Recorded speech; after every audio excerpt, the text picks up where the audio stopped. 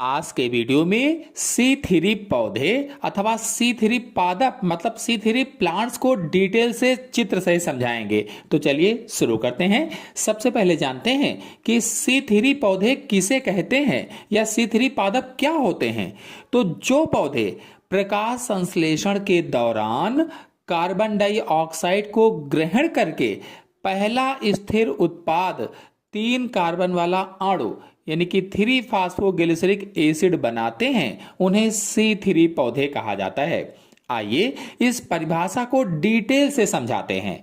तो C3 पौधे वह होते हैं जो भोजन बनाते समय यानी प्रकाश संश्लेषण जो क्रिया होती है वो भोजन बनाने की क्रिया होती है।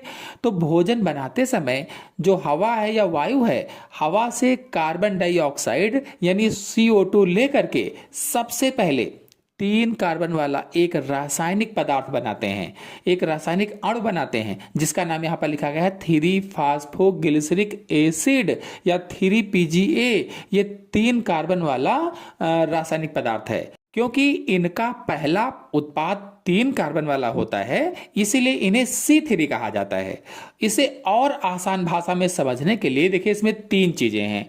एक तो सबसे पहले ये पौधे धूप और हवा की मदद से अपना भोजन बनाते हैं, और फिर भोजन बनाने की प्रक्रिया में ये जैसे ही कार्बन डाइऑक्साइड को सोखते हैं या CO2 को सोखते हैं, तो जो पहला स्थायी पदार्थ बनता है उसमें 3 कार्बन होते हैं। और पहला स्थायी उत्पाद कौन सा था?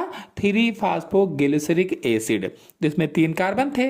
अब इसी 3 कार्बन वाले पदार्थ के कारण इनका नाम C3 पड़ा। अब आपको परिभाषा समझ में आ गई होगी। आपको बता दें कि यह पौधों का सबसे सामान्य और बड़ा समूह है। यह पौधों का सबसे सामान्य और बड़ा समूह है। पृथ्वी के लगभग 85% पौधे इसी श्रेणी में आते हैं। मतलब दुनिया के लगभग 85% पौधे C3 श्रेणी में ही आते हैं। चलिए जानते हैं कि C3 पादप या C3 पौधों की मुख्य विशेषताएं कौन कौन सी होती हैं, और इसके बाद इनके उदाहरण भी बताएंगे। तो पहली विशेषता है, ये पौधे 15 डिग्री से लेकर के 25 डिग्री सेल्सियस के तापमान पर सबसे अच्छे फलते फूलते हैं। 15 डिग्री से लेकर के 25 डिग्री सेल्सियस के तापमान पर सबसे अच्छे फलते फूलते हैं। मतलब ये पौधे उन क्षेत्रों में बेहतर विकास करते हैं जहां तापमान मध्यम हो, अर्थात ना तो बहुत ज्यादा गर्मी हो और ना ही बहुत ज्यादा ठंडी हो। ये तो हुई इनकी पहली विशेषता। चलिए दूसरी विशेषता पर आते हैं। अब दूसरी विशेषता है, ये पौधे उन क्षेत्रों में बेहतर विकास करते हैं जहां पानी की पर्याप्त उपलब्धता होती है। मतलब जहां पर पानी अधिक होता है। कहने का मतलब यह है कि C4 पौधों की तुलना में इनको बढ़ने के लिए अधिक पानी की आवश्यकता होती है। फिर तीसरी विशेषता है जब बहुत ज्यादा गर्मी या तेज धूप होती है तो ये पौधे भोजन बनाने के बजाय ऑक्सीजन लेने लगते हैं, जिससे इनकी ऊर्जा बर्बाद होती है।